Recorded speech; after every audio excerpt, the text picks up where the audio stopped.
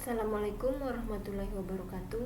Perkenalkan, nama saya Rohaya dengan NIM 21650-170 dari kelas H.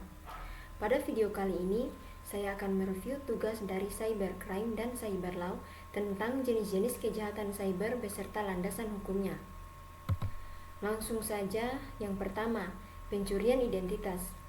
Seseorang mencuri informasi pribadi seseorang, seperti nomor kartu kredit atau informasi akun bank, untuk melakukan transaksi ilegal atas nama korban.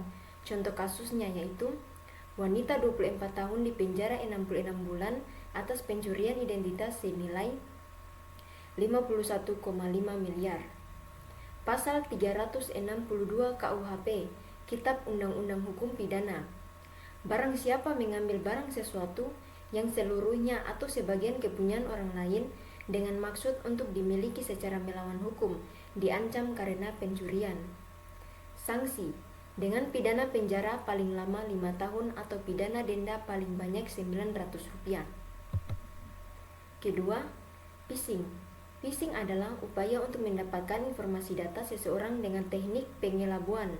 Contoh kasusnya, Bareskrim tangkap 13 tersangka penipuan link phishing. Pasal hukuman, masing-masing pelaku dikenakan jeratan pasal 3,5 dan 10 UU tentang pencegahan tindak pidana pencucian uang atau TPPU. Bunyi pasal 3 UU TPPU.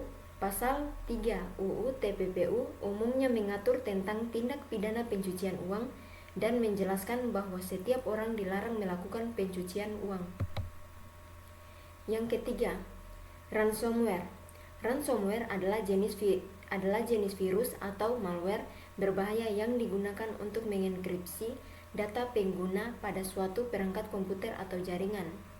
Aksi ini umumnya bertujuan untuk memberikan keuntungan tertentu yang berupa uang atau pembayaran lainnya. Contoh kasusnya, kasus serangan ransomware di Indonesia, BI pernah jadi sasaran. Pasal 27 ayat 4 UU ITE. Bunyi, ialah setiap orang yang dengan sengaja dan tanpa hak mendistribusikan atau mentransmisikan dan membuat dapat diaksesnya informasi elektronik atau dokumen elektronik yang memiliki muatan pemerasan atau pengancaman sebagaimana dimaksud dalam pasal 27 ayat 4. 4. Malware. Malware adalah perangkat lunak yang diciptakan untuk menyusup atau merusak sistem komputer, server atau jaringan komputer tanpa izin dari pemilik, dan memungkinkan terjadinya pencurian data atau informasi. Contoh kasus, awas ada malware Android yang tak bisa dihapus. Pasal 34 UU ITE.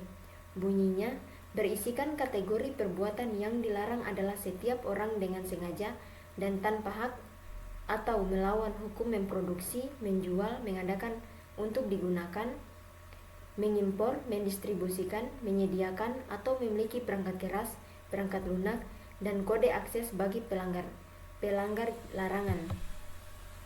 5. Serangan DDoS. DDoS adalah serangan dunia maya di mana pelaku berupaya membuat mesin atau sumber daya jaringan tidak tersedia bagi pengguna yang dituju dengan mengganggu layanan host yang terhubung ke internet untuk sementara atau tanpa batas. Contoh kasus, situs Konde.co kena serangan DDoS usai beritakan kasus pemerkosaan pegawai Kemenkop UKM. Pasal 33 UU ITE. Bunyinya, berisikan kategori perbuatan yang dilarang adalah setiap orang dengan sengaja dan tanpa hak atau melawan hukum melakukan tindakan apapun yang berakibat terganggunya sistem elektronik. 6. Pornografi anak. Pornografi anak adalah tindakan pidana yang mengeksploitasi anak-anak dan termasuk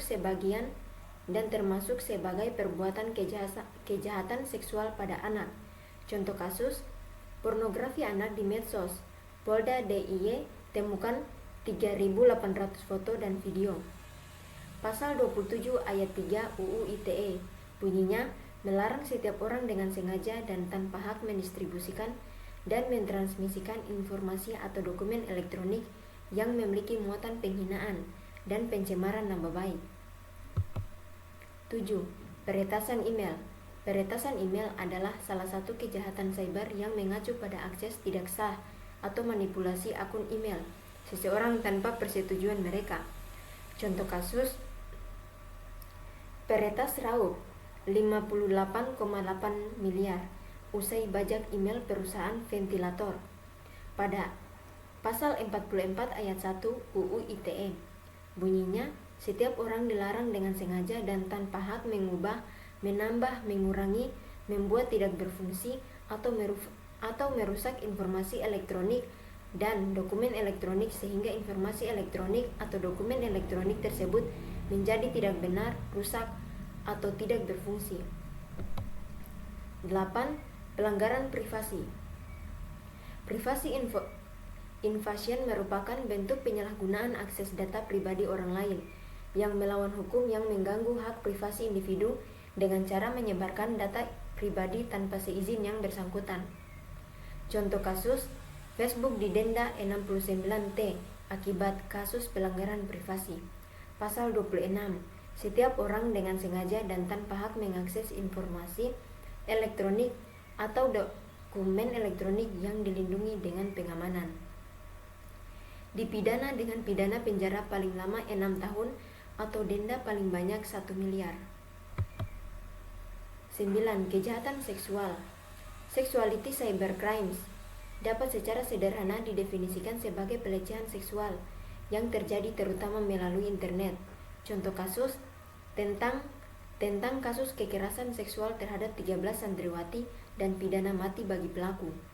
Pasal 289A KUHP bunyi, barang siapa melakukan perbuatan cabul dengan kekerasan atau ancaman kekerasan, sanksi dipidana dengan pidana penjara paling lama 9 tahun. 10. Pemerasan online. Jenis cybercrime ini berupa pemerasan yang dilakukan terhadap korban.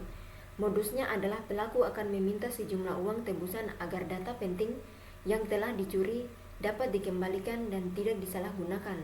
Contoh kasus pemerasan bermotif penyebaran foto bugil korban terbongkar.